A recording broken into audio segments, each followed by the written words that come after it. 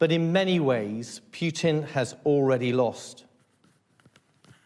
Far from being the far-sighted manipulator of events that he would have us believe, Putin has damaged himself through a series of catastrophic misjudgments. He has failed to recognize how deeply the notions of sovereignty, democracy, and national identity have taken root in Ukraine. Like all authoritarians, he allowed himself to be misled as to his own strength, including the effectiveness of the Russian armed forces. And lastly, he has failed to anticipate the unity and cohesion that exists among the free nations of the world, here in Europe and obviously far beyond. His actions to date have done more to galvanize than divide and have shown Ukraine to have the one thing that Russia conspicuously lacks, which is real friends.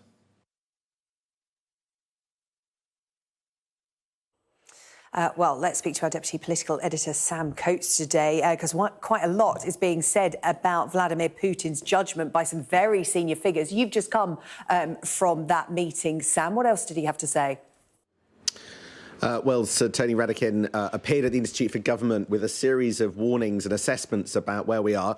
He is a very senior figure in the British government. He advised the cabinet this week on the question of whether or not more arms should be sent to Ukraine, what type of arms should be sent to Ukraine. He told the Institute for Government event that that was constantly under review as Britain looks whether or not we can flex and expand the definition of defensive missiles and send useful materials to Ukraine. But the most striking part of the event was where he described the situation on the ground in Ukraine.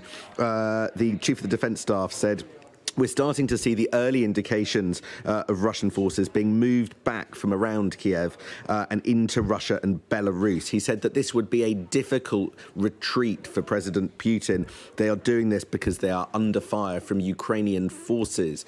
The point that he was trying to get across, however, was that Britain does not take at face value necessarily statements by Russia that they are no longer trying to take Kyiv as a primary objective in this war. He reminded everybody in the room that Russia declared at the start it had no intention of going in to Ukraine to try and take the country. That proved false.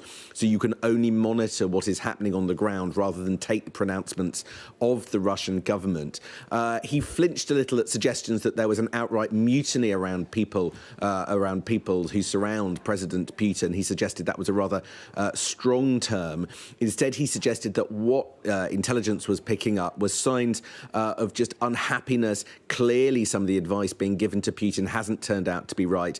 He's not sure whether it goes all the way through to outright mutiny, but he said that clearly there is unhappiness there. But the picture that he was presenting of where President Putin is at the moment in this conflict was bleak, making clear that Putin is not achieving his strategic objectives, even though the conflict could have some weeks left to go.